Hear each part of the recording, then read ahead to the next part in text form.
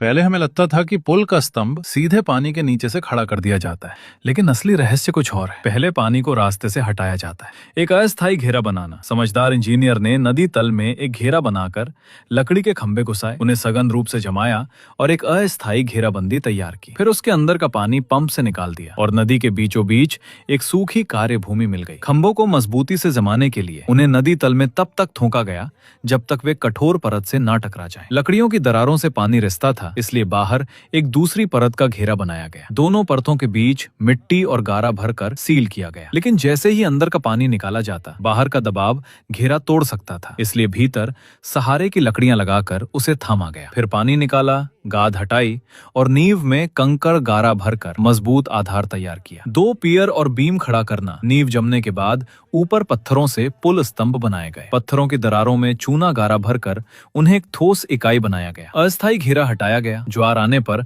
नावों से पत्थर की बीमें लाई गईं। जैसे ही पानी घटा, वे बीमें अपने आप सही जगह टिक गईं। इसे कहते हैं फ्लोट एंड सेट विधि। ऊपर समतल पत्थर की सड़क बिछाई गई, दोनों ओर रेलिंग बनाई गई और फिर छतदार गलियारा, ताकि राहगीरों को धूप बारिश से बचाया जा सके। इस तरह जन्म हुआ लॉज का। 3 एकल मेहराब का विकास बहुत अधिक पियर जहाजों के लिए बाधा बनते थे, इसलिए अगला समाधान था एक विशाल पत्थर की मेहराब। पहले लकड़ी का सहारा ढांचा बनाया गया, उस पर पत्थर की ईंटों को कसकर जमाकर एक आर्च खड़ी की गई। जब लकड़ी का सहारा हटाया गया तो मेहराब अपने ही संपीड़न बल से खड़ी रही और भारी पुल को सहारा दिया। बाढ़ के समय पानी के दबाव को कम करने के लिए अतिरिक्त जल निकासी छेद भी बनाए गए। इससे बना एकल मेहराब वाला आवरण पुल। 4 अंतिम उत्कर्ष। पियर प्लस मेहराब का संगम। चौड़ी नदी में केवल एक मेहराब बनाना कठिन था। बहुत ऊंची होगी तो चलना मुश्किल, बहुत नीची होगी तो भार कम सह पाएगी, इसलिए दोनों तकनीकों को जोड़ा गया। पियर भी मेहराब भी।